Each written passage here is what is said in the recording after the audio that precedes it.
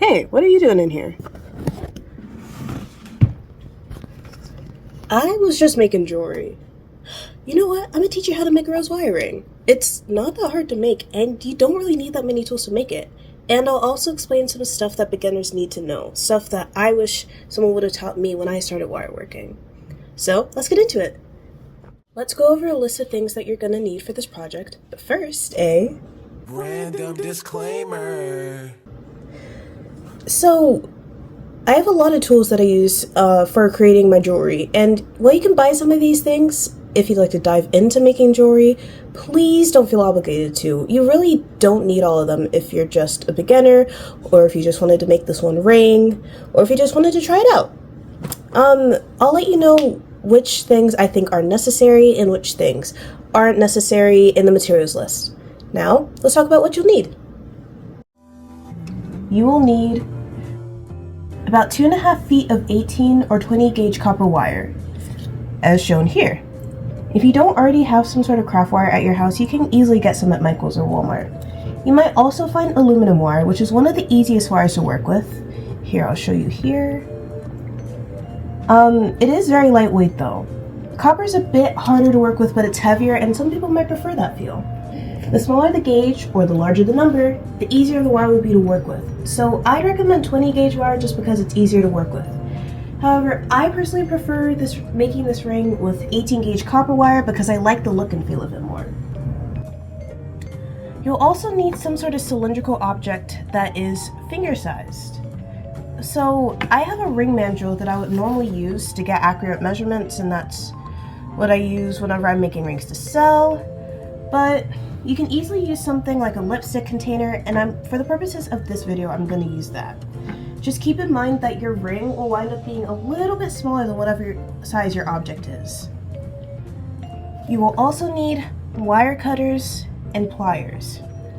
I will say if you don't have wire cutters and you have absolutely no other option, you could use scissors, although I really don't recommend it because it'll damage it very quickly.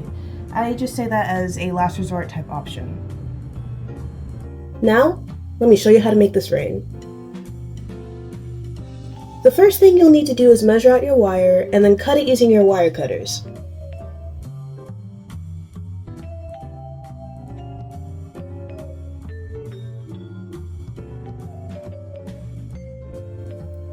Then, you'll want to take your cylinder and wrap your wire around it around 4 to 5 times, like so. Just to make it easier to stay secure, I like to use my thumb and index finger to hold down the wire. Next, use your pliers to bend the top wire down and the bottom wire up, then out to the side as shown.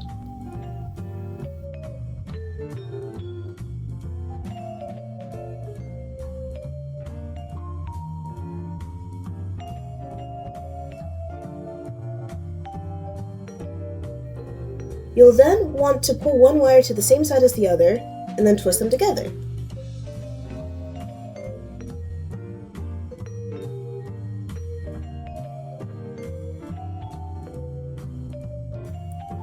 Wrap the twisted strand around itself until it starts to resemble a rose.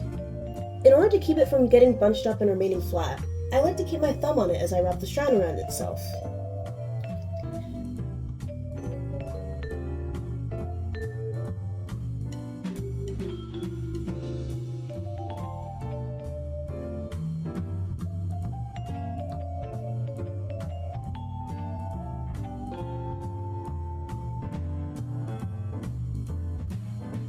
After a few rotations, you've made a rose.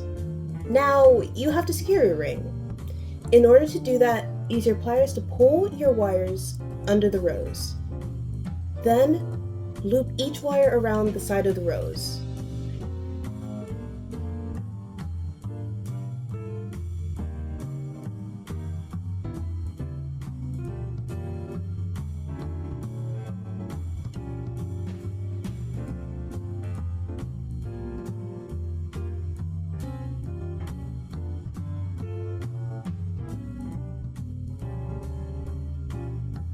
Make sure to tighten the loops with your pliers, like so.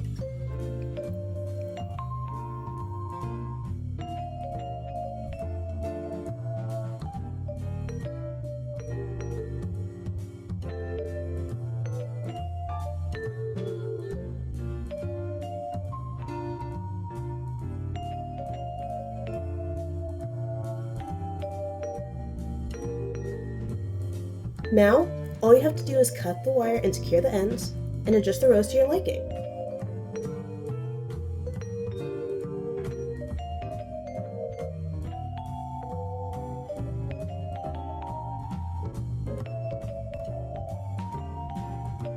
Now, you have a rose ring. This is a great gift to give to friends and family, and it's a very impressive project that really doesn't take that much time. Thank you so much for watching, and I really hope that I could teach you something through this video.